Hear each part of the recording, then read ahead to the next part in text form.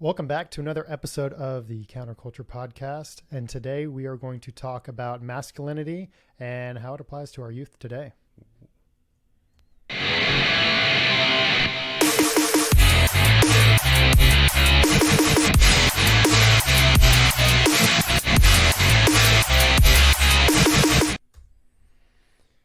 Oh man, here we go. All right, yes. So like Taylor said, welcome back to another episode of the Counterculture Podcast. I'm your host Cristian, along with my great friend and co-host Taylor, and I'm excited about today. I'm excited about our conversation today because obviously a lot of our episodes we dive into what's going on in the country culturally. And news wise, more so. But I think obviously we're going to talk about things that have been going on. But I think we're going to try to have a broader conversation about masculinity and why it's important. And it was just kind of inspired going back to us going on Allie's show. I think sort of, right, which was a lot of fun. Again, our great friend, the Royal Femme Sapien. Check her out if you don't. Perks of going live. Can't edit that out. I can't. I cannot edit. Silence your cell phones, people. Yes, I need it. Well, anyway. And so. Yeah, put it in Do Not Disturb because you don't want to miss this. No, yes, right. Yeah.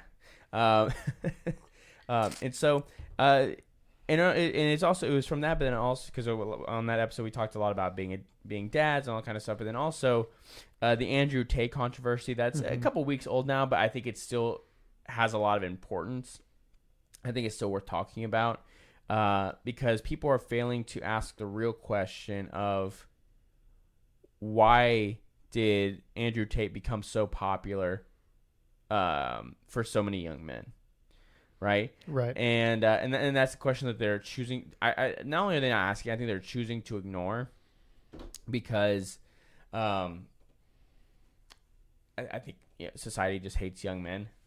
For just the way it is. So, but before we dive too deep into it, I want to obviously make sure you go and like and subscribe. Hit the notification bell so you get notified whenever we go live every Thursday, 8 o'clock Central Standard Time. Okay, not Eastern or West Coast, Central Time. It's true. We're in Texas. And for those who have been keeping up with us for a while, you should already know that me and my wife, I say we, are expecting. So probably the week of October 12th, probably be a little rough. So there may be a missed recording. Maybe we can record something in advance, kind of give you guys. If not, just know there may be a week or so there where. Yeah, we're dads, right? I mean, babies happen. They and there's only one way they happen. There is only one way. Have you seen this thing where they were talking about how women, they don't even need men now, not even to reproduce because the whole bone marrow thing? Oh, yeah, that moronic, like, blonde girl. It's like, okay, if that was real, which it's not, it would be plastered all over every news station all the time. Well, apparently there's been like a few, but they don't like survive more than like a few hours or something. Wow, isn't that weird? When you try to play God and do things outside of the natural order of things, it doesn't work. That's so strange. Apparently they come out all like messed up and stuff too. Like, to me, that's more inhumane than like even the A word. To me, I think that's worse.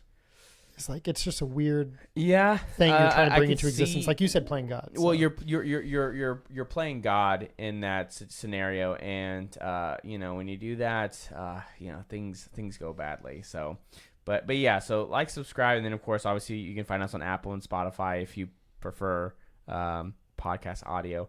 But why would you? Video is so much better, to be honest. Well, some people don't want to see our face. They just want to listen to our creamy voices. Well, I was told I have a great face for podcasting, so yeah, I think there's some truth to that. I don't think they hate men video podcasting though, to be honest. So that's true. You got them there. but yeah, so we're gonna dive into this. But you were actually the one that came up with this idea. I think you texted me like at midnight. Yeah, it was like last day before, Tuesday or something. No, Friday. Was it? It was before it was Friday or Saturday because it was right before because my son we baptized our son this weekend, and Taylor and his wife baptized. He is now baptized. And Taylor and Brittany were the godparents. Everybody tries to think that I'm not Catholic. I've mentioned that, but I'm Christian. I've been baptized. I had to go through all the courses. I'm just not Catholic. So not yet. It's fine. So Yeah, he's gonna be the one trying. He used to be my my brother-in-law. It's just like every time we went to church. So here's a pamphlet. When are you gonna do it? I'm like, whoa. it's gonna happen at some point. You know, I mean, you have oodles of, you have 3 kids. You know, they're all going to Hey, mass. I'm doing my part. I agreed to raise them in the church. Hey, I mean, again, but that being said, Yeah. you are taking that commitment I am. seriously because you made that vow. I mean, you take it more seriously than actual Catholics. so there's no complaining there. It's like a lot of people who show up to baptize their kid, and they don't even go to church. They're just doing it because their parents told them you need to get your kid baptized. Which is true. You should. Yes. But there's more to it than that. Go to church, people. Right. It will make your life better. So. But no, yeah, I did. I was watching a movie, and this will come into play later. But and it kind of got me thinking that, we need to talk. You and me, we need to talk. And let these fine folks know who are listening that masculinity is important. There's a right and a wrong way to do it. And with this whole Andrew Tate and then, I don't know, it feels like the right time to bring it back up, which is funny because you and me recorded a masculinity episode once. We did. I think it's the only episode that we did, never actually aired. It's in the catacombs of the counterculture's distant past. Yes. Along with there was also lost. Equity versus equality. We lost that footage. We lost somehow. Equity versus. But the masculinity, I think we decided not to use because we weren't at our best. I think I was sick, and then we had to change the day to a Sunday recording. I think I was hungover and tired. You were hungover. It was just bad. It was not good. We tried to just give you our best, which is funny because now we're going live, so there's no. So you're getting our authentic selves. Right? This is who we are. Okay. There's no sugarcoating it. So yeah. So, but yeah. So you were watching. What was the name of the movie again? Because you had never Gladiator. Seen, right, and it not Russell Crowe Gladiator. That's I think that's the Gladiator, but this one was just called Gladiator. Oh, okay, yeah. So, but this is a boxing film, right, from the 80s, right? 80s boxing film about teenagers. It's kind of like a coming of age film, mm-hmm. but yeah, it was good. I feel like I say this every single time, but I was on TikTok and I saw a clip, and right away it grabbed my attention. So I jumped to the comments, trying to find out what movie. And I don't know if you ever try to get a title to a show or a movie off of TikTok, but people in the comments know, and they troll. So they'll say everything but the real title. So it takes some detective work to actually figure it out. But it's called The Gladiator. I think it's based in Chicago in the 90s. I think it's Chicago, some Detroit, something north, and blue collar town. Some terrible rundown city. But yeah, do you want to talk about it now, or you want to get to it? Oh well, no. I was just saying. Yeah, that was what kind of sparked the idea of you texting me at midnight saying we need to do an episode on masculinity. And I'm like, yeah, absolutely. And but I think the biggest thing is obviously, like we were saying, one of the biggest controversies recently has surrounded Andrew Tate, who become this. Where did he come from? Where is he now? Well, yeah. Turkey or something? Yeah, what is he? He's somewhere. He's Bosnia. He's gallivanting across the world with a bunch of beautiful women on yachts and jets and whatever else. He's a multimillionaire. Whatever. It doesn't really matter per se about those things. What the biggest thing, and this I already said this, but this is a key factor, is that people on the left, generally speaking, are failing to recognize why Andrew Tate actually was a popular figure for young men, right? And it's the same thing as why Jordan Peterson is an extremely popular figure for all men. That's a good example. Now, obviously, I would say he's a much more controversial version of Jordan because Andrew is much more blunt. Rough around the edges. He's definitely very rough around the edges. Jordan's well-spoken. Yes. Tate, believe it or not, he's a pretty good speaker. He is, and he's smart. He's intelligent. I think, again, I guess we'll just address it here. So obviously the controversy was he was kicked off of the internet because of some video that surfaced of him being very violent with a woman, right? And certainly that is, not only is that horribly terrible, right? There's no excuse for that, right? Even though the reality is she did come out and say it was role playing. It was role playing, and there are people in this world right now that partake in that a Okay. lot. All I'm going to say is every girl, like, not every girl, so sorry if I included all y'all there together, but like there was a whole movement that like worshipped 50 Shades of Grey. Like the book, the movie that came out, like the whole like bringing like that side of sexuality into limelight, because it was always kind of like shunned or not spoken about. But then you have somebody that you just disagree with their views and come to find out they actually do or kind of like some of that, and you cancel them. So I'm just saying, you can't have your cake and eat it too. Right. And that's the thing too, because, the reality is there's a good shot that Brian Stelter has that done to him on the weekends too. So probably by also. Keyword, done too. Thanks. Yeah, I'm glad you caught that. So, and so here again, that was bad, right? And again, I've always said there is a lot of things that Andrew Tate says that I don't agree with, but it doesn't mean that he's wrong in a lot of the things that he talks about, right? And that is why some of his stuff is a little hard to swallow, even for me. But I would say about 90% is like good sound advice. Oh, the absolutely. other 10 is the extreme end of things. You're like, whoa, okay, man. Like, don't Donald Trump this movement. You know what I mean? Well, it's funny you say that, but because the reality is the way things have gone culturally breeds someone like Andrew Tate coming about, right? It's the same thing as you got a Donald Trump because of the Obama presidency and basically the political elite looking at a majority of the country, right? The blue collar average American saying, I despise you and you're deplorable, you're this, you're that. And he was a big, orange middle finger, to that. Right. And he just didn't give a damn. Right. And that's the same thing with Tate. And that's the same thing with Andrew Tate, right? But again, there was a lot of sound advice and things he did, and he was correct in a lot of things he was saying as well. Which Rogan could have been an Andrew Tate. He's got the same kind of following and outreach, but not the same beliefs. He doesn't value those things. Rogan's pretty good about being neutral. Rarely does he speak his mind, and when he does, people try to cancel him for it. Yeah, you can't cancel now, Rogan. now he told people to vote Republican, right? So, he's going to Which is weird, because he wanted people to vote for Bernie. Well, here's the thing. He's saying that because of course, that was the interview with Aaron Rodgers, the Green Bay Packers quarterback, and he, was saying, when it comes to protecting freedoms, who do you turn to? Who do you vote for, right? And Rogan says, I guess you just vote for Republicans, right? And reality is he's only saying that because the Democrats have lost their mind, right? Yes. The left is crazy. He's even come out and said they've gone too far. That's why he's moved. He moved Cali to Austin. Mm-hmm. Have you seen, speaking of California, have you seen that thing about what they're trying to do with the water now? No. Okay. Well, not you. Have you at least seen the whole gas thing with the gas? Them saying they're going to restrict by I think 2030. 2035. Yeah.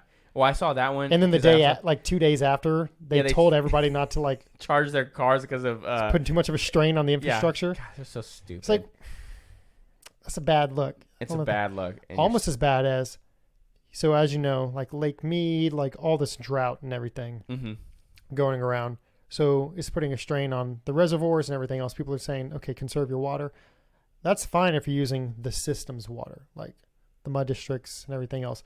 If you're using groundwater, I understand it's the same aquifers and stuff, but if you pay to, like on your own land, your property, you pay to have a well dug. Because you as a homeowner, you can do that. Yeah. You pay to have it done. You pay for the equipment to pump it out of the ground and all that. California is saying if you have your own well water, that they need to come and put a meter on it now, and they're going to meter your water. So it doesn't matter that you own the land. It doesn't matter that you paid the $50K or whatever. I don't even know how much it is. I know it's not cheap to have a well dug. It could, to wherever the water table is, it could be very deep. And the equipment to pump it out. I mean, you're not over here like just pumping a bucket at a time. 1883, just right. You need like pumps and filters and everything else. Right. Like you're going to drink it and stuff. But California had the balls to come out and say that they're going to charge $300 to come out and put a meter on. And then they're going to charge you per, every so gallons. Oh, man. They just put a new water meter on mine. And my neighborhood group, my wife was just telling me now that people's bills has jumped up. So mine jumped up from last month to this one by $30. And my usage hasn't really changed. Like, it's the same water schedule. My kids, we don't have an extra person here. So somehow it's an extra $30. Some people are seeing like an extra $200 or so on their water bill. Whoa. So it's going to be interesting. Water is a resource right now that they're trying to, I guess it's pretty valuable. I don't know. Anyways, that was a weird tangent, but it's about water. So watch yourself. Check your bills, people. These people hate and you. California They sucks. hate you. They hate you. I don't know how many times I have to say it. Politicians hate you. Anyway. Really? So, you think so? Yeah, absolutely. I don't know what give that away. So it's just a hunch. so anyway, so that is the biggest thing, right? And the reason again, and to give the I guess the kind of put the bow on like the Tate Jordan Peterson comparison is that ultimately they both helped young men feel like they have purpose. Especially with men's health right now. Everybody wants to talk about mental health. I mean, the suicide rate for males is higher than women. Mm-hmm. The actual suicides is higher in men, is in women, right? All these things, right? So yeah, like I said, we talk about mental health and self-love and all this kind of other BS, right? Where it's men who are more often than not suffering in statistically larger numbers, if not like actual, larger numbers, if that makes sense for, statistically versus actual. So, and also, obviously, young men are struggling in school. Mm-hmm. Young men are not going to college, or if they're going to college, they're not finishing at the same rates as women or young women. And this is not to say, this isn't to say like, girls shouldn't go to college, do whatever you want. I don't care. Right. At the end of the day, the only thing I say is that, no matter how successful you become, you could be CEO, you could be partner at your law firm, you'll never be as happy as having kids and being a wife. It's my opinion. You can say whatever. It's just reality, right? It's just biology. You've brought that up several times. You're making me want to stay at home and have kids and be a wife. It just sounds so nice the way you put it all the time. I know. Well, it's because I'm just trying to and again, I'm not. It's about fulfillment. There's a countless people that are saying this. So this isn't like a brand new idea. It is. It's about fulfillment. It's about having the most purpose-filled, joy-filled life. That's what is important. And when you deny the very essence of your being, you can't be that happy at the end of the day. Like it's not that you can't find some happiness. You can, right? You can get some satisfaction out of those things. But there are certain aspects that you just will continue to fight for the rest of your life, and you'll wonder why you're always unhappy, right? There's a reason why, women who are single in their 30s and 40s are statistically the most, not most depressed, the unhappiest group of people in the country, right? Even though they are, slay queen, right? They're independent. Right, they're making probably 6 figures, right? All this kind of stuff. They got their nice little apartment in whatever, Manhattan or Chicago, whatever, stupid city they live in, and they're still wondering why they're unhappy, right? And they get mad because then they see, their friend from high school or whatever, someone they know who is a mom who didn't do the way they did. Mm-hmm. They just became a mom. They had kids, and they seem so happy, and it makes them mad. Right, and that's feminism for you at the end of the day. Like that's a feminist, right? Yep. They're pissed off because what they don't say is they feel like they've been lied to, but they don't want to admit it. They were brainwashed from the beginning. But they don't want to admit that they were lied to, and they may have made a mistake. They were always taught and told that it's some like rat race against the patriarchy of men, of masculinity. Right, like they had to climb this ladder, and they get to the top, and they realize that they're alone. That their life isn't as fulfilled as they thought they were. Mm-hmm. Sure, they're making money. They can go to wherever, they still got a good body because they haven't had kids and all that, but they wake up, they're sad and lonely. And you go to your Sunday brunch, right? Mm-hmm. And also, I was joking with this with Christina.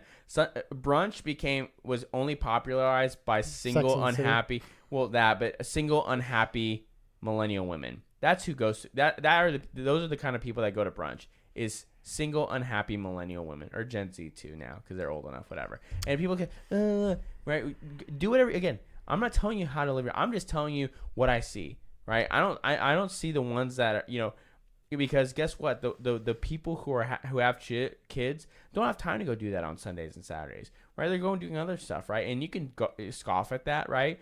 But there's something more satisfying to going to watch your kid's t-ball game than going to drink bottomless mimosas. Okay, right? I don't know, man. I've done both, and I got to tell you. Well, hey, you know what? Here's the thing: you can do bottomless mimosas while watching your kid's t-ball. Okay. Okay. Just don't tell anybody. Okay? Life hack: if you don't bring alcohol and hide it for like the t-ball games, what are you doing? You're doing it wrong. What are you That's doing? the whole point. Right. And they sell those nice double insulated metal like Yeti screw-on caps and everything for a reason. You just crack a couple cold ones, you pour it in. Yeah, exactly. They even have built-in straws now. Nobody has to see. You don't have to do the koozie to try to hide it. No one has to know. No one. The brown bag special, not that one, but the other one we covered the beer. Yeah. Like everybody when they get off work at 5 o'clock and you see all the blue-collared guys going to the gas station. Like chugging, like a 16-ounce. I mean, I've never done that personally, but I mean, at the t-ball games, I've never done that. Leaving, after coming home, driving home after playing 18 holes. I've never done that before. Are they called roadies? What are they called? I wouldn't know. I've never done it, so I don't know what you're talking about. Don't drink and drive, people. So, but they helped young men feel like they had purpose, right? And in two different ways, I would say. But what do you mean by between Jordan and Andrew? I don't know. I guess when you say two, like, what do you mean when you say two different ways? Jordan just has a very eloquent way of like putting it, kind of makes you feel like smarter and why you're doing it. To me, Andrew, based on just the clips and stuff and little bits I've seen, he kind of gets more of an emotional response out of people and tries to like, man, forget that girl. You don't need her. Like, you're a man. Act like a man. Go and do this. Don't tolerate this. Don't take this. At the end of the day, don't forget you're a man. You don't need, it's kind of like that locker room mentality where it's like, all right, on break, go. Now get out there and do the work. Yeah. Whereas Jordan comes across more of like a philosophical, in my opinion, and he's trying to like educate young men.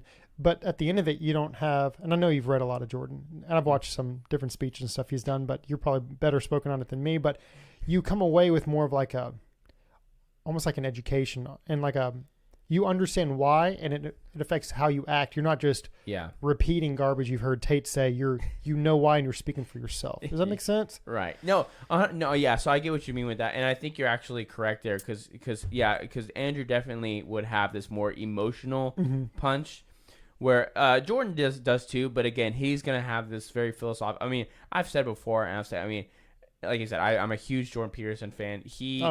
I mean, for me, I think he's the smartest man on the planet. I think he's the greatest mind of the 21st century so far. When Jordan cries, we cry. Yeah, I mean, the day, God forbid, it's a long time until this happens, but the day Jordan Peterson dies will be a very, very sad day, because it will be one of the greatest minds to ever walk the planet. I think will pass away because just the way he does things. Well, just the fact that he's alive right now in this generation, we need him. We need somebody. We needed Jordan Peterson because when you listen to what he says, it actually can change your life, right? And I'll say that is because kind of like you said, I've been in the middle, and I think I've said this before. I'm still in the middle of his 16 or 4. It's like 14, or 16, something like that. Part lecture series on the Book of Genesis, and I've also said this is everyone should go and watch that. Man, woman, I don't care. They're each about 2 hours because they're 2.5 hours, but 30 minutes of it is like Q&A. So you can watch that or not. But it's 2 hours of some of the greatest, number one, biblical breakdown I've ever heard. It's awesome. But even besides that, just the life stuff I've gotten out of listening to it is unmatched. I mean, it's unbelievable. And Christina and I listen to it every morning together. We listen to it and we talk about it, all that kind of stuff. That's good. Because first off, I just think you need to always be working on yourself, and so you need to always be challenging and that's true. Because everybody talks about working on your marriage. Nobody talks about working on yourself. Yeah, I mean, well, it's kind of that concept of, in the plane, right? Put your mask on before you help someone else, right? You gotta feed your brain the right kind of stuff, right, to be able to perform, right, on a daily basis, right? Perform for your wife, perform for your job, right? perform for your kids, right? As a man, like you got to do these things, right? Speaking of kids, I mean, I'm teaching my kid the same lesson. We've been playing Fortnite together, doubles, and if he gets shot, which he's a 6-year-old, so he dies, he falls down a lot and he starts to crawl, like in Call of Duty or something. You gotta go revive your teammate. He'll start yelling and crying because he wants me to come rescue and revive him. I'm like, dude, we were just in a firefight. I got to heal myself first before I go and revive you, because if I take one shot, then we're both done. And also, I'm on a kill streak, kid. I can't No, risk but it. on a side note, bonding with your kid, like over video games, as a parent, as a dad, that's a solid win. Yeah, absolutely. And but it's you got to do something, right? And so for any guys listening, again, women, whatever are listening, right? Try to start your morning right on the right note by filling your brain with good things, right? Whether that's doing some sort of prayer meditation, whether that's listening to a specific particular audiobook or speaker, something. Fill your brain with the right things to start your day on the right track. Get up a little earlier, do whatever you have to, right? I mean, I've said this to Brad. Christina and I a little while ago, we were a couple months into it now, of getting up at 5 a.m, right? We both wake up and we work out and we listen to stuff and we take time to talk before our kids are awake and all that kind of stuff, and it's not easy, right? It's not easy to do that, right? It's tough. Very tough, but our marriage, number one, is way better for it. And also I'm better off for it. I start the day have been awake for a couple hours, right, before my day starts, right? You should start day trading with hours like that. Get up before the market, see what you're going to make your moves on, and at market open, your day's done by 10. That's the dream. We could be in Montana day trading and doing podcasts. Man.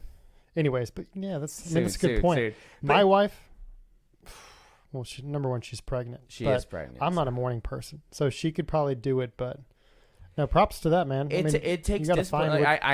I don't enjoy it, right? There's time every morning I click the alarm off and I want to go back to sleep.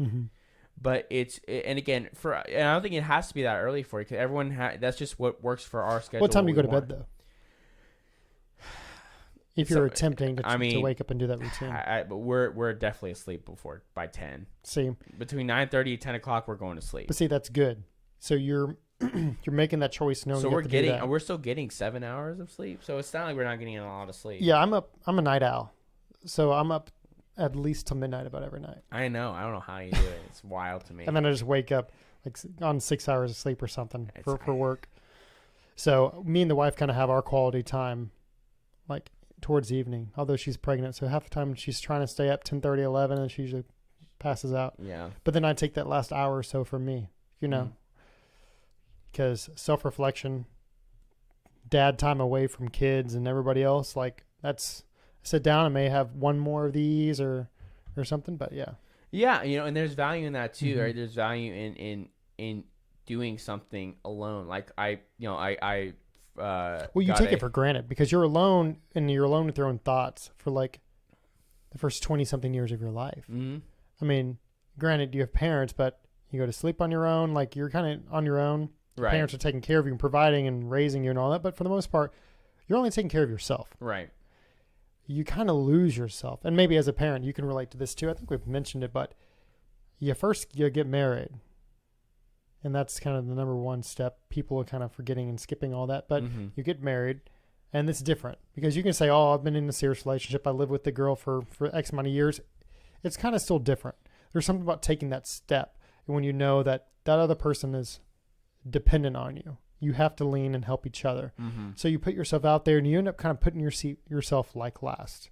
Because you want to make sure your significant other is taken care of. But there's still a little bit of you time because it's a 50-50 split. The moment kids are introduced, there is no self-time. Yeah. It's really hard. I mean, yeah, it's difficult. Parents first, spouse, you be your parent first to your kids, so they come first, and then your significant other, and then you last. Yeah, I mean, for me, I think it's important for people to actually, you really got to put your marriage first in a lot of ways, and it's hard, but, because kids require so much attention. Yes. especially when they're young, like in the stage we're in, right? We got, you have a kindergartner, I have a kid in Kindergarten. pre-K. He's in first now. Yeah, sorry, first grade. Check yourself. I have a kid in pre. Don't tell him I said that. I have a kid He'll in judge pre-K. All these kind of things. So it takes a lot, right? But you got to put your marriage first, because at the end of the day, when the kids are gone, you two are all that's left, right? But to what you and you don't want to wake up roommates. No, you everybody do not. goes through lulls. Don't become roommates. I think there's a book or something. Carla. Oh, yes, that's what it is. But to say, I know I've heard that. Yeah, don't become roommates. Best. Hey, I'll do a quick plug because I love her. Do it. If you want a great follow on Instagram, follow Don't Become Roommates 1989. I think is 1989. It's Carla. She's amazing. She was a guest on our show. Actually, our top video so far. She's awesome. We're gonna have her back. She's great. Everyone knows it. Yeah, her She's and the her best. husband's story, unbelievable. One of the great. We were on for like an hour and a half and didn't even finish her like memoir, her story. Yeah, I know. We need to get her back on. Yeah, we will. And she wants to come back on because she wants to get a little bit more controversial with. Oh, that's sweet. On political the termination. The termination of pregnancy and other stuff. So she wants to get more into it. But anyway, so. But she's right, and that's the thing. But what's so important is it is important to have some level of self-reflection, right? Not self-love, right? We need to take that term, give it a quick, painful death, and never talk about it again. What, self-love? Yes, because it is the most millennial. It's pretty cringy. It's so bad because now it sounds toxic. A lot of it is toxic. Okay, it is, right? Because more often than not, it's used as an excuse to either be lazy or selfish. Almost always, right? It's called self-care. At least it sounds a little bit better. Yeah, but self-love is like, and it always comes like Christina and I watching this video, right? And it was from Pearl, right? Just Pearly Things, I think is what her name is. She's on YouTube too. She's awesome. She's friends with Allie, right? And she's talking with this girl who says that she thinks she was a 4 and she's now an 8, but she hasn't changed anything about herself. Now, granted, this girl is very overweight. Okay, I'll just say she's obese, right? And she hasn't changed anything. She hasn't tried to lose weight. She hasn't tried to better herself in any way. She just says, because I look at the mirror and I feel I love myself and I focus on self-love, I'm now an 8. And I will say they do say that confidence gives you more numbers because confidence goes a long way. I think that's true for for men in a big way. Yeah. But I think also when you get to, there's a difference between being confident and being delusional. Or even cocky. Or even say cocky, right? Arrogant, right? There's a big difference. But I'll even say in this case with this obese girl is she was unbelievably delusional, because that's not how the idea of a rating system, that's not how it works. It's not based upon how you feel about yourself. It's based upon the reality of these objective measures that we look at, right? And you could say they're not okay or whatever, right? And there's plenty of bigger women that find men to be with them, right? And so it's whatever, right? But we can't lie to ourselves, right? This goes back to our episode about the body positivity movement, which one of our great episodes. It's not on YouTube, but y'all should go back and listen to it, because it feeds into that, right? We're just feeding into delusion, and the more that we've done that, is we've harmed young men and young women in multiple different ways, right? Yeah. I mean, where which just further increases mental health issues and everything else. Oh yeah, they get to a point where they're put up until the bubble burst, and then they're like, they have this like wake up call with reality, and some people spiral from it. Like, oh yeah, there's a movement. It's like that video you sent me from that psycho on TikTok. She was like on her windowsill.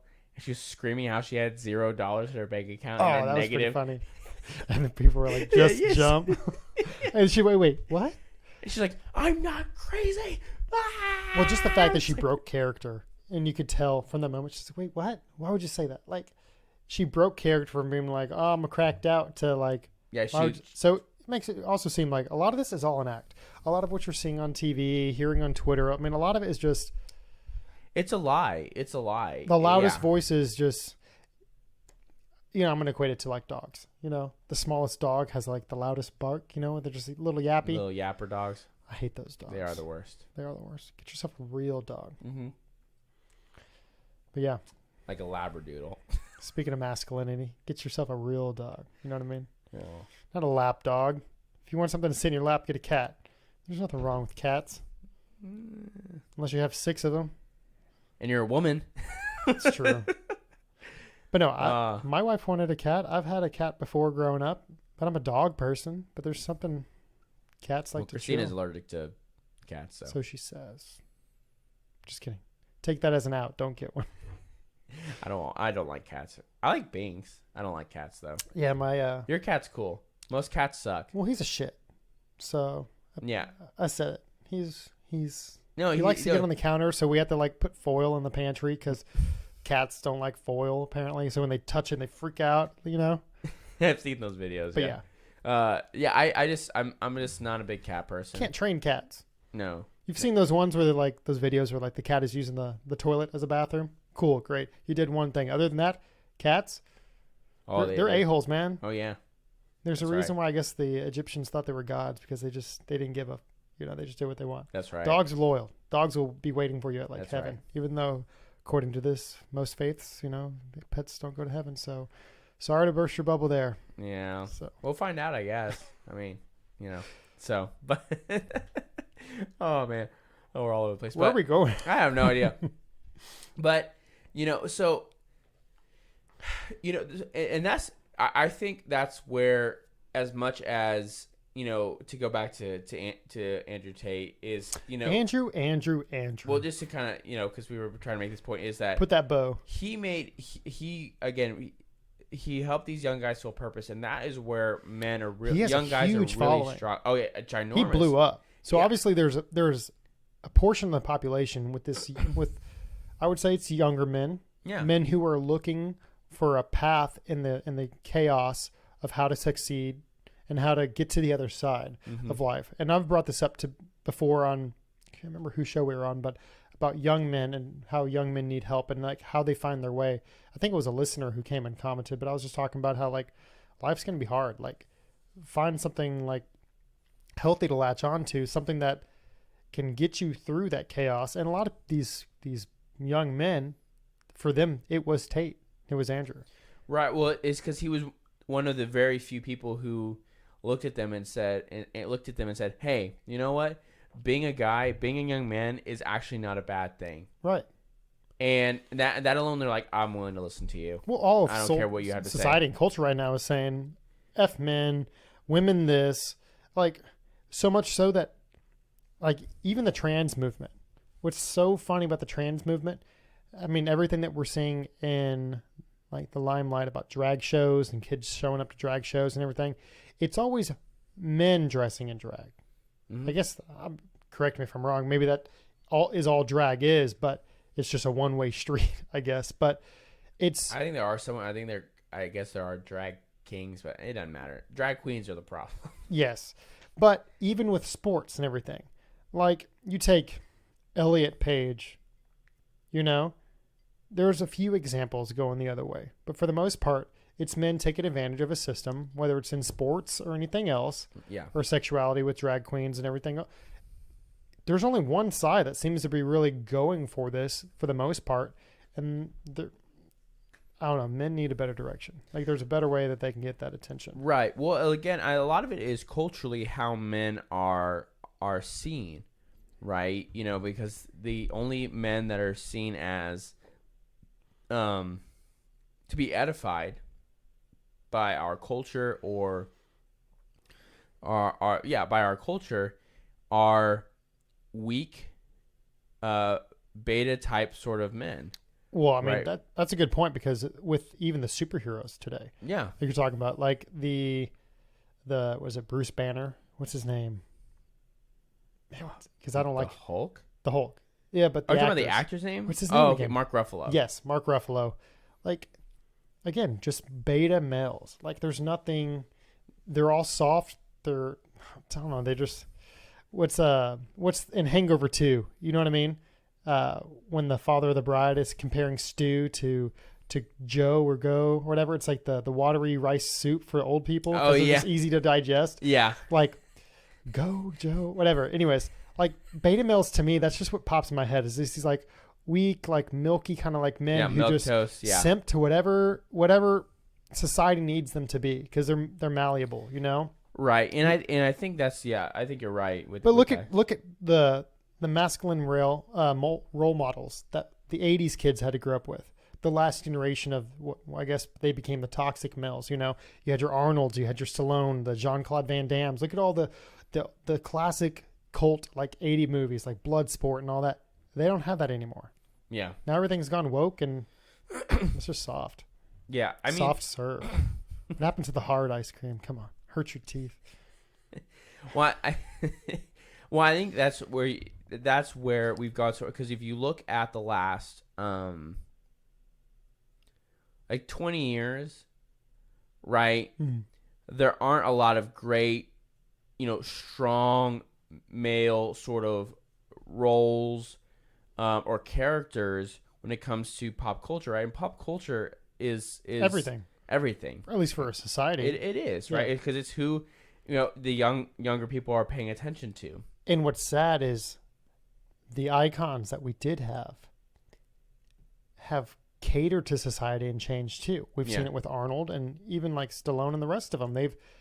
They changed, and society was like, oh well, if they're saying that, and that's Mr. Arnold Schwarzenegger, then maybe we should listen. And Mr. My dad was a Nazi brown shirt, but we're not going to talk about that. Mr. I slept with my maid, and not a good role model. What an asshole. He'll be back. Mm-hmm.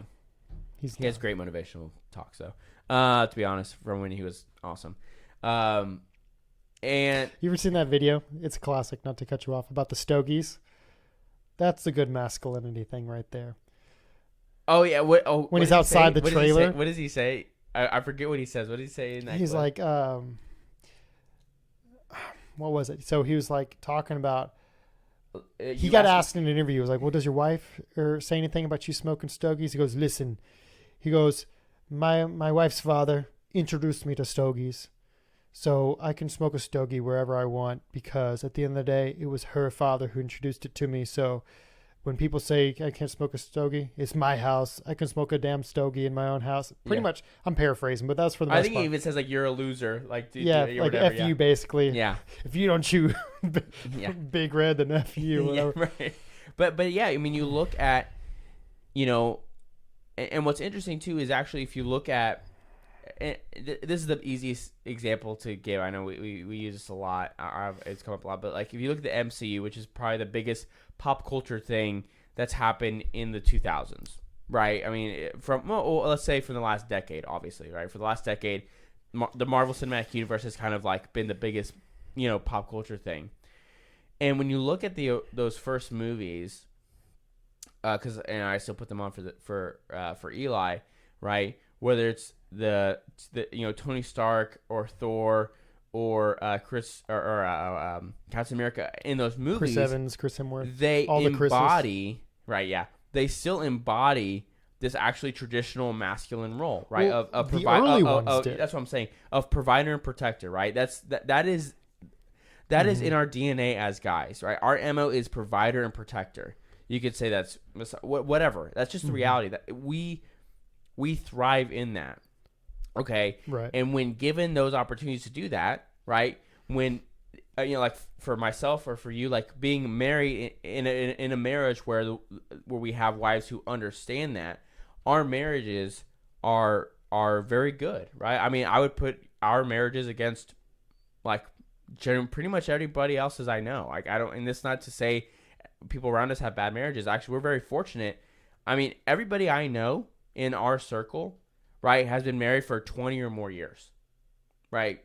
Faithfully and in good marriages, right? Not like hating each other, but good marriages, right? Whether it's your in-laws, your parents, my in-laws, and everyone around, like everyone's been married for a long time. You need to surround yourself with positive influences. Right. I mean, and we talked about this when we were on with Allie is, if you want something, you need to just do whatever it is you want, right? Whether it comes to marriage, finances, whatever. If you know someone who has those things, You need to ask them for advice and then do what they tell you to do.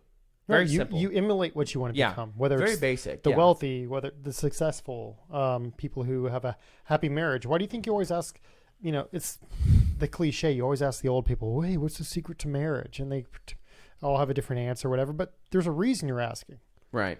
And it's funny you bring up the MCU, the early ones, for example, because the characters they're playing are these strong provider, protector roles, right? Yeah. But then these actors are still the beta males. Even Chris Evans, for example.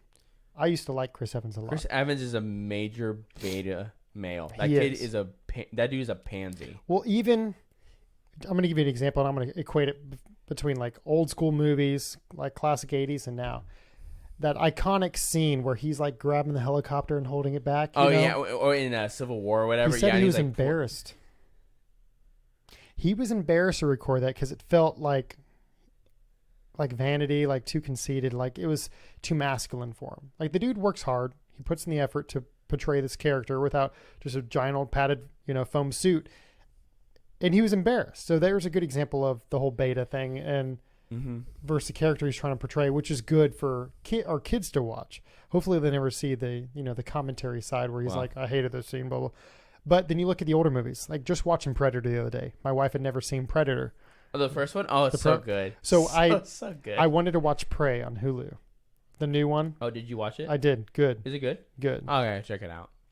Not a great masculinity movie to reference today because it was a female lead, but still a good movie. I'm not against females. Basically, every movie has to do. Well, here's the thing. Here's the thing. And you can go with this. Yeah, go say this. Women aren't good action heroes because they just aren't men. Like that's it's a macho role for a reason. She did a good job, but there's parts where she was bumbling around and weak, and she either hid while the men died or different. So it was a good example, I guess, of reality. Because what I don't like, to your point, is the ones where they put the women up on a pedestal and like no matter what they come out on top. Like it's just not realistic. What's Black Widow? I never saw it for a reason. Well, not the movie. I didn't see that, but I'm just saying the character in general, right? Like. I understand, like she's a highly trained and like at the peak of human like fitness. So is James Bond, as a woman. And he still gets punched.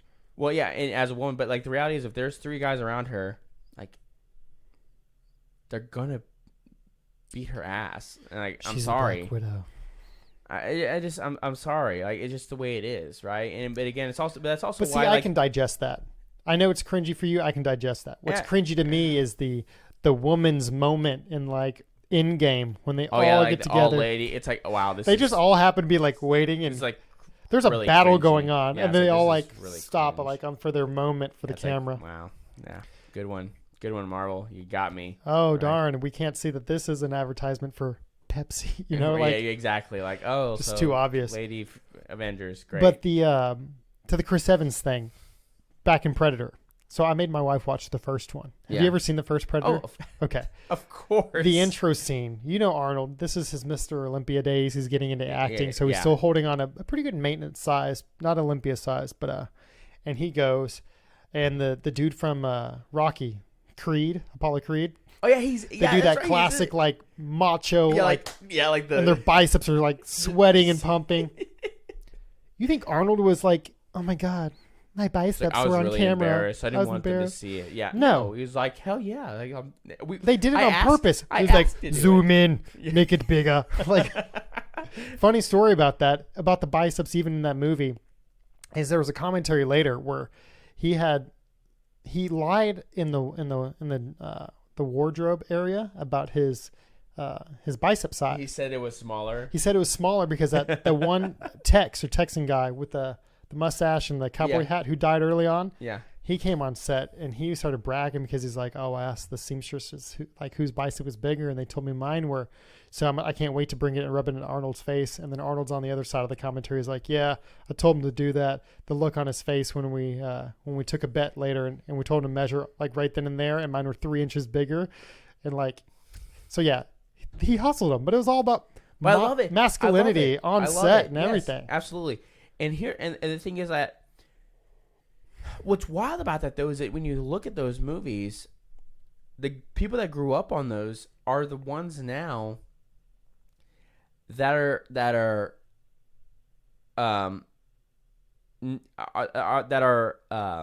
I guess denying masculinity, right, and talking it down to it, right? Because here's a because think about it, like Chris Now they're Evans just is of the sitting world, silent, which is just as bad.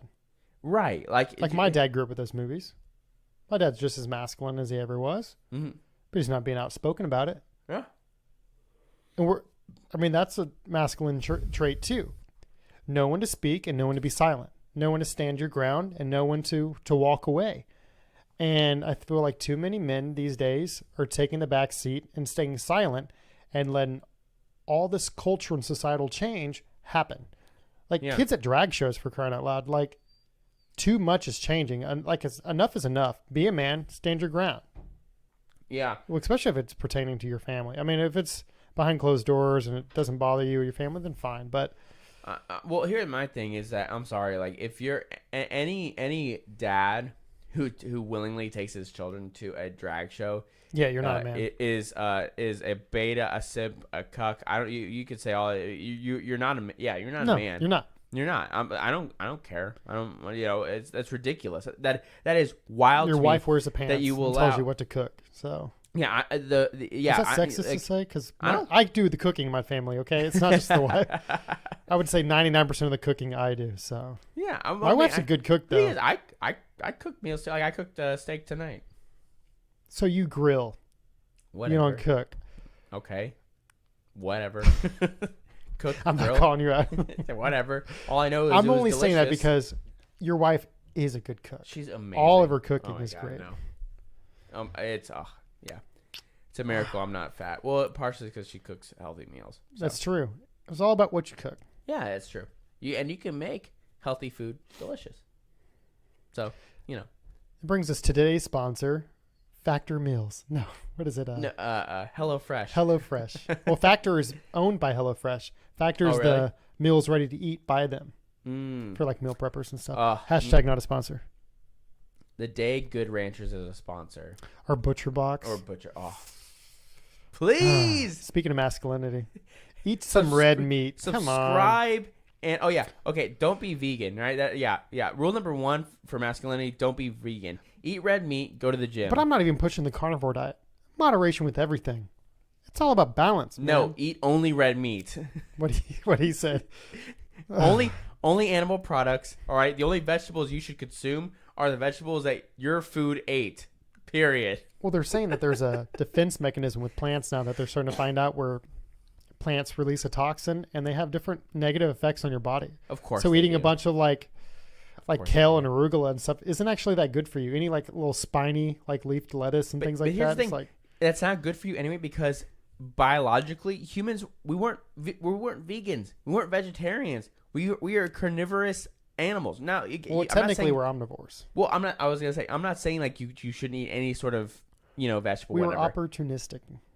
That we ate to survive, right? And one of the biggest key factors of that was protein, which was animals, which are delicious. Okay, the steak I had tonight was fantastic. Yeah, and I'll hunters eat it again. That then learned how to gather when needed, and then once we could gather and we could farm, it allowed technology to grow. Because have you ever looked at like the human like development, like for how many years we spent doing the same thing because technology didn't like blip and raise it up, and then how much technology has changed in like the last like 200 years? I mean, I haven't seen a graph, but I mean, obviously, there's funny charts. But it's probably like a hockey stick where it's like nothing and then whoop. Yeah, like you think medieval, like before Christ, like what is it, BC? Before Christ. Oh, see what I did there. All the way back to like what is it, cavemen and everything. Yeah, primates. But yeah, stone tools, big development. Learning how to farm, big development, because then we weren't so dependent on moving everything. And because we weren't moving as much, then women could stay, women could reproduce better. Nomadic, is that what it is? Yeah. Okay, yeah. Women could reproduce better because they weren't always being moved. It was a healthier place that allowed us to build instead of like teepees that could just be torn down, like stone buildings, different things like that. So yeah, eat your meat, man. I don't know where I was going with that, but it's like The moral of the story is eat red we meat. started like taming animals. We started cultivating like livestock and everything else. I mean, there's a reason. We started as hunters. We still have the teeth for it, but you don't always have to just be We do have the eating teeth for it. soy. Soy's bad for you. Come on. Do Soy's in not everything, man. Eat soy, men. If you don't have it lowers your testosterone, which makes you less which makes facts.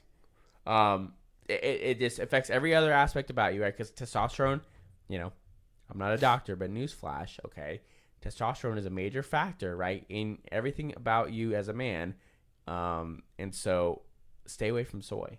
Like Soy's bad. Soy's in really everything. bad. If you don't have a health allergy or anything, then be fortunate, because if you do, and I know y'all have been making the switch too. My wife has a thyroid issue, so we have to cut out gluten, soy, and technically she's supposed to do dairy too. When you start having to be forced to look for alternatives for those things, you realize how much is in everything. Soy is in everything. And it's not good. How much processed. I mean, we need to go back to that's the decline in American superpowerism, if you want to put it in a nutshell. Yeah, right. We were at the height. America was fit. They were lean. I mean, kids were coming out of like fifth grade looking like this. high schoolers, man. I was just like, yeah, like you said, ready to join the military, like straight out of. Yeah, well, have you seen high schoolers today? Yeah, don't look at me. Well, it's not even that they're skinny and pathetic, right? I was one of those. Skinny if you're skinny, whatever. I think what it is more of is because we have seen those pictures, right, of like our the propaganda films, yeah, well, our black grandfathers, and you're like, they're 18, they look like they're 25, right? Why? That's a question worth asking. Well, right? Things were Whole Foods. Things weren't as processed. Yeah, everything was Whole Foods. What is it, like the 70s, 80s, when things started to be like Kraft mac and cheese? Like, why is it nuclear yellow? But don't ask questions, just eat it. It's convenient, Right. Well, that convenience went way too far. And here's the thing, and here's what I've said about this, in other conversations, because I talk a lot about with people, about the food we consume, right? Because a lot of the food we consume is what's killing us, right? Like it's what's making us sick. It's what's making us unhealthy. It's what's making us fat. Everything else. I understand to a certain extent why these bigger companies, right? If you want to go back to the 70s.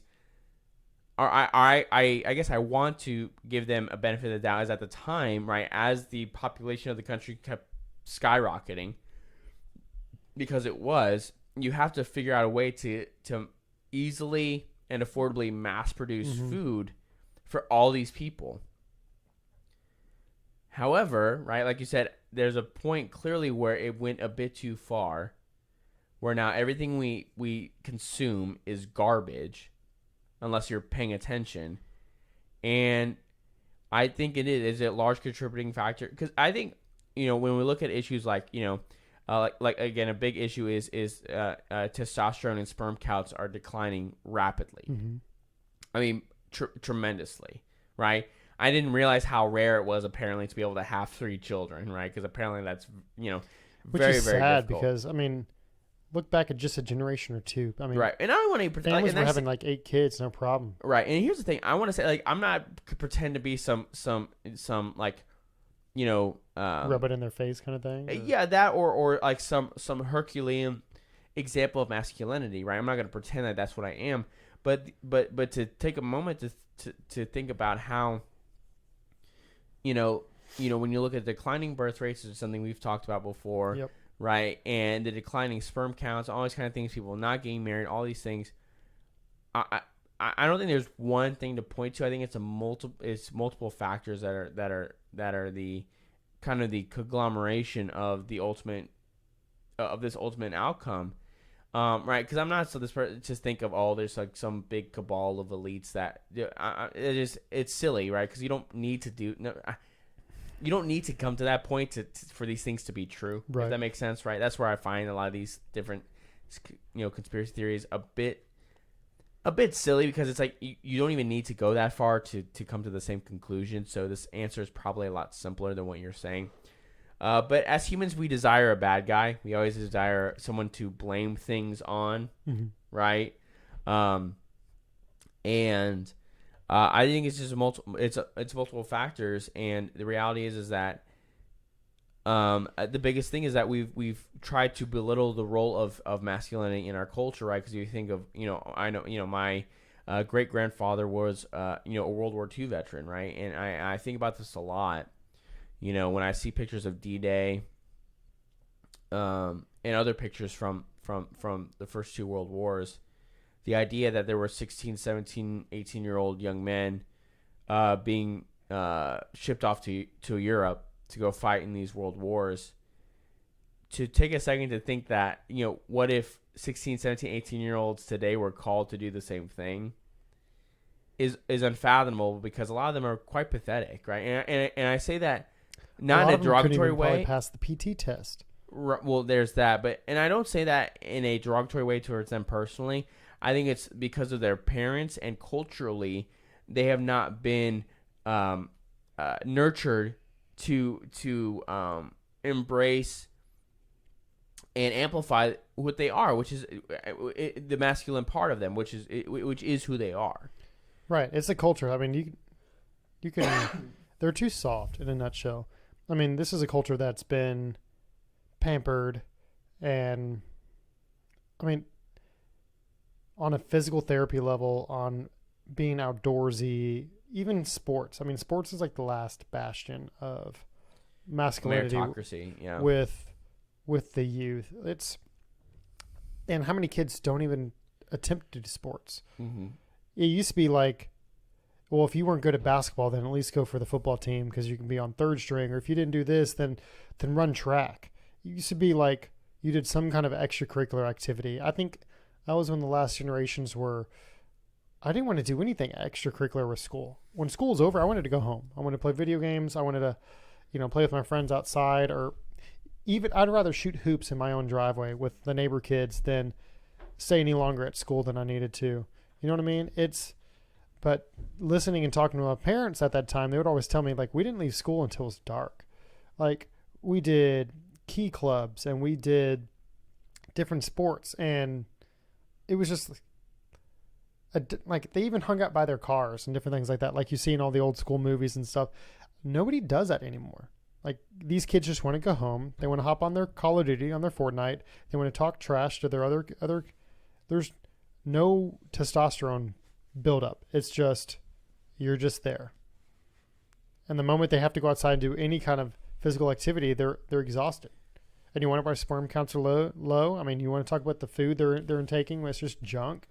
I mean, and then when some real threat actually happens, or somebody steps in front of their woman, do you think they're suddenly going to be a man then? It starts on a fundamental, on a basic level. Right.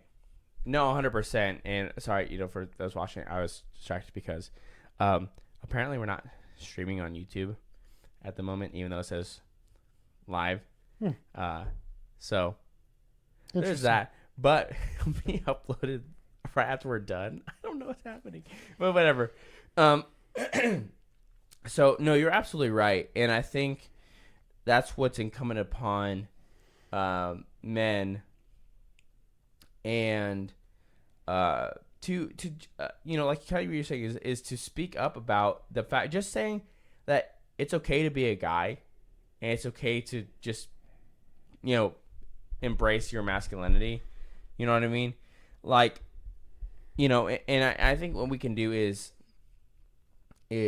kind of go to one of the things we were talking about before is what are some examples? Because I think people will say, okay, you say, culturally we don't have a lot of great examples or whatever. Right. I want to talk about actually some great movies that I think exemplify masculinity, and I think a lot of different ways. And I know this because when you watch these films, it as a guy, it makes you feel something inside of you, like the Mighty Ducks. Yeah, like you can't not watch the Mighty Ducks and want to play hockey. You know what I mean? Or like, have you've seen Miracle, right? About the U.S. Olympic team in the '85 Olympics. But it was about hockey, right? Yeah. Yeah. One of the greatest films I've ever seen in my life. Like, holy crap! Like, but was that Crow too? No, that wasn't Crow. No, it was Kurt Russell. Kurt Russell was the coach. So good, So awesome. Oh, it's so good. But I think like there's something about these films that it makes, and it's silly, but I think any guy would know what I'm talking about. Is it truly makes you feel it in your blood. So, yeah, You know what it I mean? makes you feel something inside of you where it's like, that's what I want to be like. Right. You know, and for me, I think the number one, there's two films actually. They kind of exemplify the same thing. Is The Gladiator with Russell Crowe and Braveheart. Yeah. Okay. Two really good movies. Yeah, two just great movies in general, right? Just fantastic films. But here's why they exemplify the masculine spirit. Is the characters in both those films, William Wallace and Marcus Aurelius. It is Marcus Aurelius, right? No. Decimus Meridius. Sorry, that's his name. Marcus Aurelius was the emperor. Yeah. Sorry. They exemplify honor, right? Dignity, right? Respect, vigilance, and they ultimately are two. And the reason why they're both great examples is they both die for what they believe, fighting for what they believe in. And there's something about that, especially if you haven't seen Braveheart, like, especially because that's like one of my favorite films, you must watch this movie as a guy. It will speak into your soul. Like the ending scene, I'm not gonna say what it is, right? You've seen Braveheart, right? Yeah. So that ending scene gives me chills. The freedom scene. Yeah. Yeah. It gets me almost emotional because it hits me to my core. In this way of when I watch it, I'm like, that's who I want to be. Mm-hmm. I want to be that kind of person. I aspire you want to be that type of man. To be that man. Yeah. Because that sort of man is putting it on the line. He's a goddamn patriot. Yeah, that's right. That's another good movie, The Patriot. Another great film. Mel Gibson. Well. He's had his problems, man. But he may be an anti-Semite, but no, I'm kidding. All those things are terrible. That being said, those films are fantastic. Mm-hmm. And I thought about doing The Gladiator, so I'm glad I didn't, as an example, because that one's good. Yeah, I used to. So those are kind of together. I have two more examples, but or you want me to just go ahead? Or you want me to do my? Or yeah, you go ahead and go. Yeah. So I also picked Gladiator, but not The Gladiator. The Gladiator you watched. Teased at the beginning. So I saw TikTok about this clip, and it's the first 2 minutes of the movie where this white teenager is in like Chicago, Detroit, middle of the winter, and it's like set in the 80s, so it's kind of like a lower income area of a school. So he's kind of the outcast. He's kind of the minority. So he goes and sits down. He's a new kid in class, and these three black kids come up and say, "Yo, you're in my seat. Move." So he gets up. He moves to a different seat. Then the other two black kids, because the one stayed there, come over, and they're like, "Yo, now you're in my seat." So without saying anything, he gets up. He moves to the next seat. And by this time, the last black kid kind of smirks, and the other two kind of walk over with him, puts his hands on his desk. And he's like, "Now you're in my seat. I need you to move." And the guy finally said, "You know what? No. I think I'm going to sit right here. You can go find another spot." And just watching that scene is what sparked this whole thing for me, because it really made me feel like holy crap. Like, as a man, like, we need to learn when to be tough and when to fight and when to turn the other cheek. Mm-hmm. There's a lot of roles as men and as, masculine, characteristics and traits that we need to have, but it's not always just being macho. Like, for example, I wanted to say, even like, you start thinking about like masculine movies. 300 popped about. Man, I felt a sneeze coming. 300 popped in my head, and I'm like, that's a pretty good example of like a masculine movie, but it's not all just like macho. It's knowing when to fight and when to not. So he said no, and then he basically pushed back. He didn't fight or do anything like that, but Then the teacher came in and told the other kid to go sit down, and he got to stay there. But those kids continued to pick on him for the rest of the movie because he put a target on his back. He didn't have to. He could have catered to them, became, the whole hold my pocket for the rest of and just kind of simped his way, been a beta male. But he chose to stand his ground at that point. And I think that's important to do with anything in life. You take road rage, or it's so easy just to, flip the bird or do anything. Do you want to instigate? There's a time and place, but when you or your family's in danger, like, you need to stand your ground. Like, there's a time and a place of when to be a man and when being a man means a little bit more. And that movie, to me, it was a good movie. It's kind of an 80s movie about boxing. Cuba Gooding Jr. is in it. Oh, really? Yeah. Young. Like before, what is it? Was it Men of Honor with the scuba diving? Have you ever seen that one?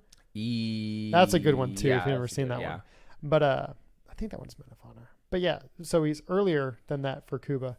And it's a good movie. And then there's this one, like, evil, I guess you can say, protagonist, whatever, white guy who's running this boxing club, who tries to force the two main characters, Cuba Gooding Jr. and the white kid, to fight when Cuba had a brain issue and was told he can't fight for 60 days, but he enticed him with money. So he puts friend against friend just for money, for box office tickets kind of thing. Oh, no. And he ended up saying, I'm not going to fight you. And Cuba needed the money. He's like, just do it. They won't pay us if you don't fight. Fight means he keeps, like, punching, but he's having second thoughts too. And the other kid, like, never even puts his hands up.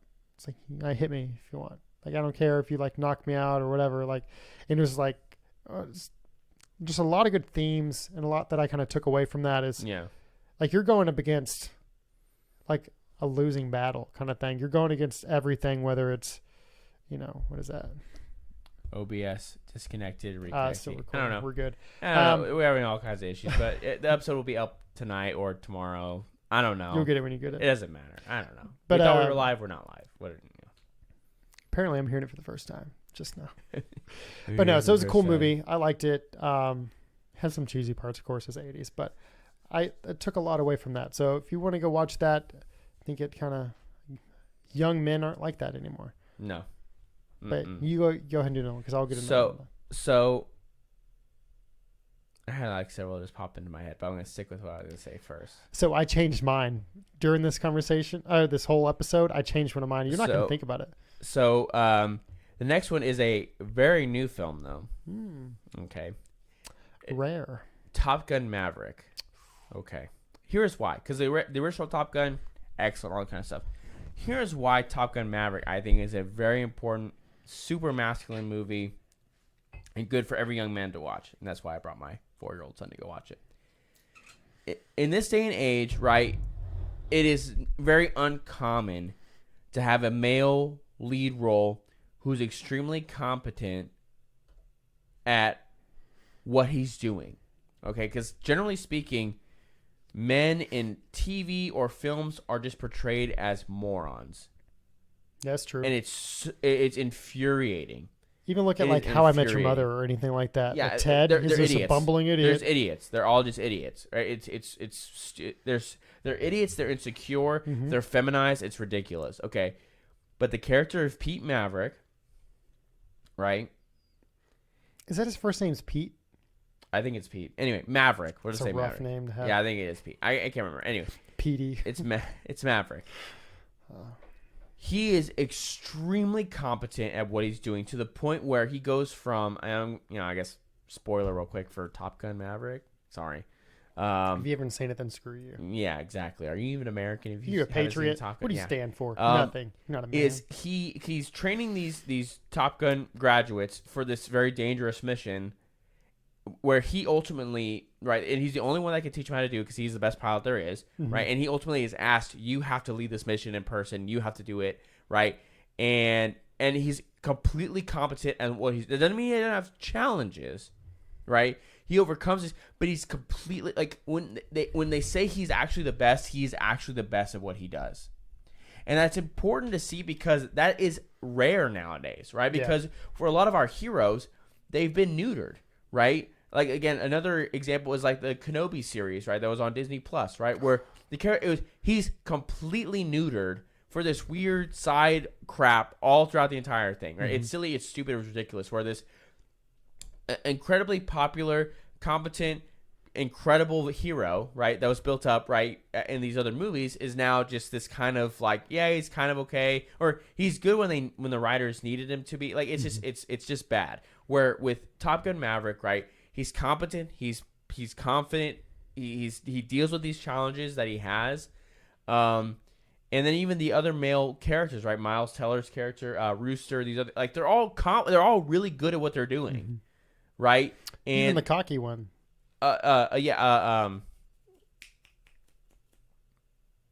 Don't remember his name. Sorry, I only saw it once. But yes, I know who you're talking about. It's like Ace, Stalker, some kind of like Iceman type name. You know what I mean? Yeah, he played that role. Yeah, it was great, right? But he has a redemption towards the end too. So like all good themes. So all fantastic. So that's my one, and then I'll have another one. But what you go? So this popped in my head. This wasn't going to be one of mine. So I'm calling an audible. But you want to talk about one to kind of like. So to me, I was thinking about like just traditional like movies that were like masculine, you know. You took a different approach, which is interesting, about like invoking a feeling of masculinity. It kind of like made you think or want to be a better person. Excuse me. Well, it inspiring you to be that, right? Which inspired me to think of this movie, which inspires others. The Titanic. What? Yeah. Think about it. Have you ever watched it? It's been a long time. It's been a long time. You got to think. Long time. Watching that movie, it's long. But it's like 3 hours. Yeah. It puts you in a position that's very, like, you know when somebody goes underwater in a movie and you subconsciously like hold your breath? It's like that, but for the whole scenario. Like, imagine you're on a boat with your family or loved ones, and you're going to make these decisions.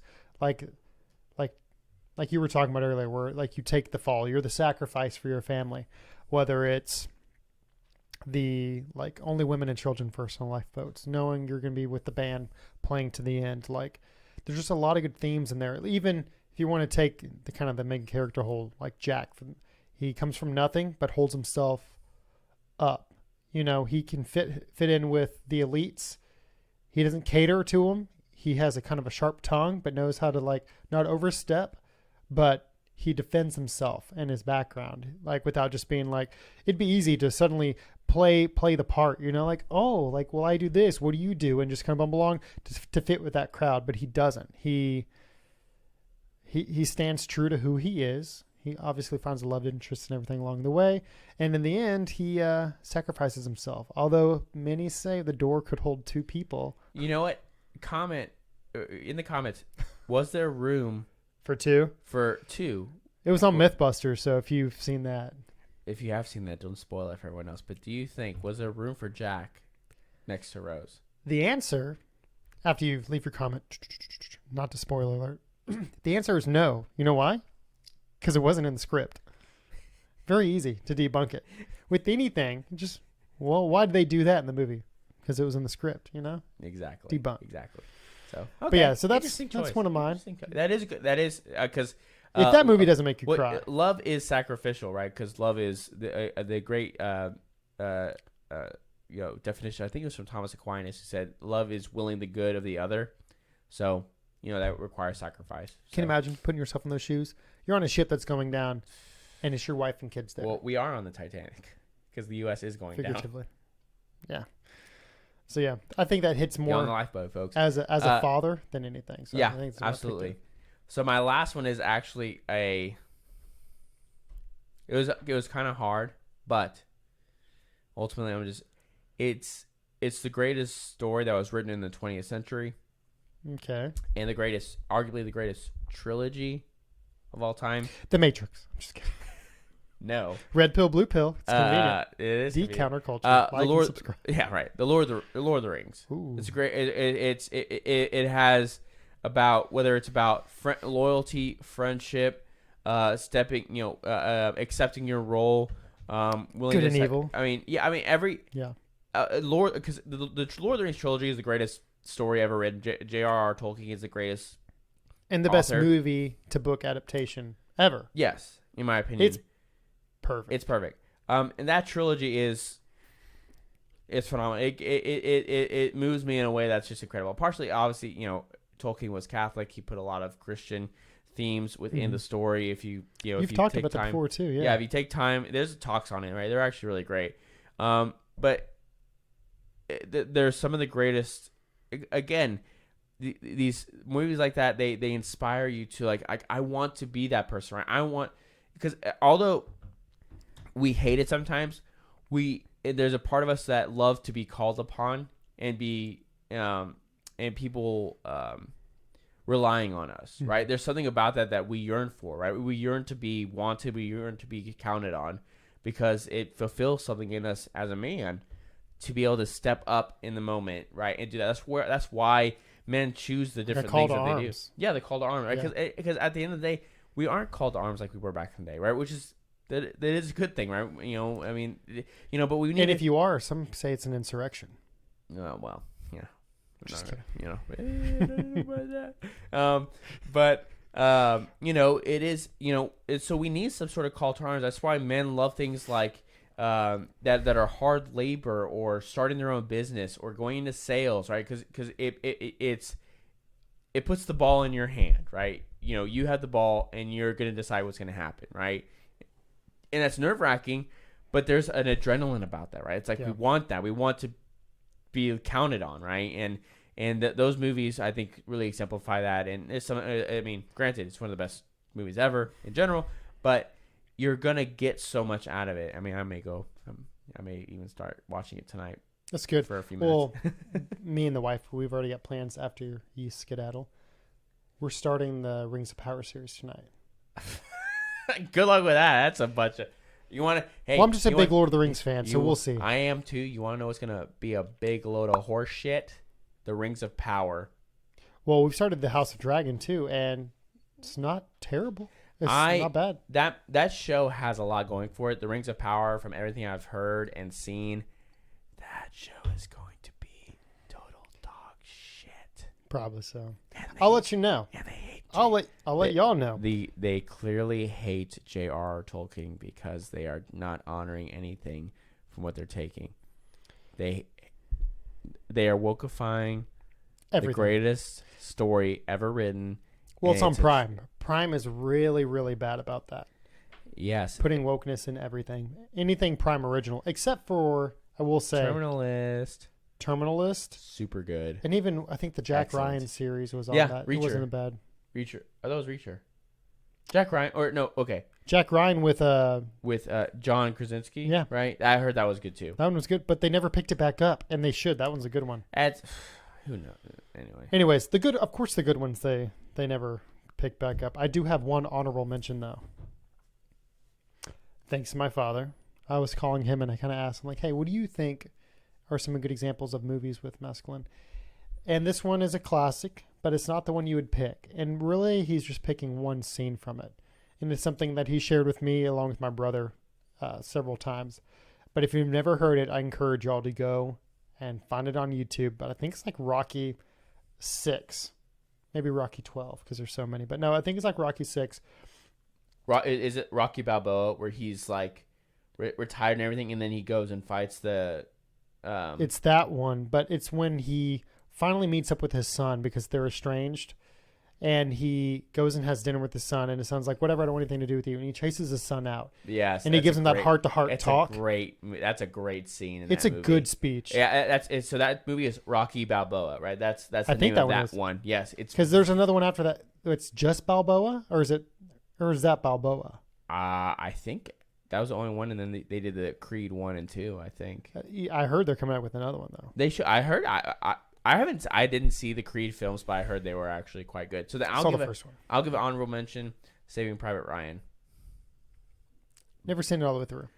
Well, it's a hard movie to watch. That one and Black Hawk Down kind of blend in my head. Those are hard. Those are hard films to watch. They're very hard. Although I was just going through like a very. This was just funny enough. The D-Day scene is like heart-wrenching to watch in Saving Private Ryan.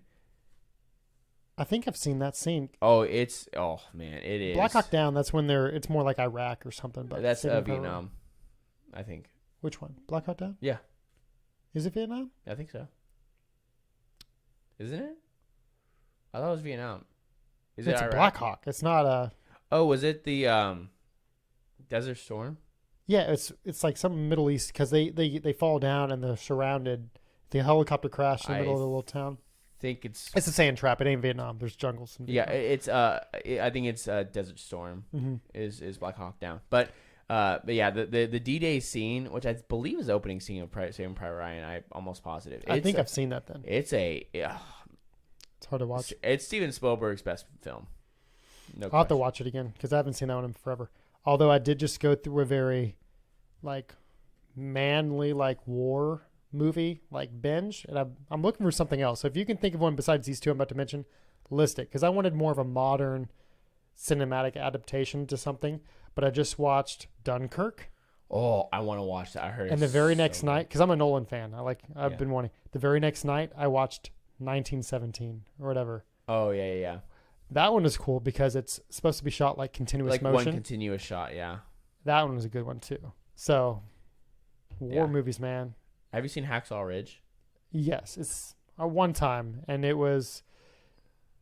it's good. I don't think it's good. It's better than Gooder. I don't think it's better than Dunkirk or 1917. I think those are still better. My wife wants me to watch all the Brothers in Arms movies or series or whatever. But Have you seen Band of Brothers? that's what I meant.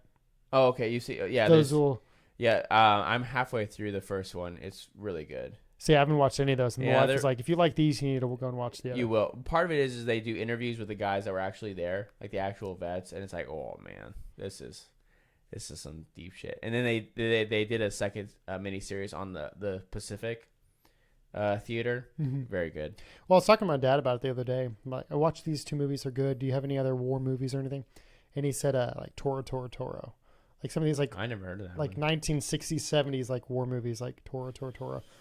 That was about like the. Other masculine movies, westerns, old westerns.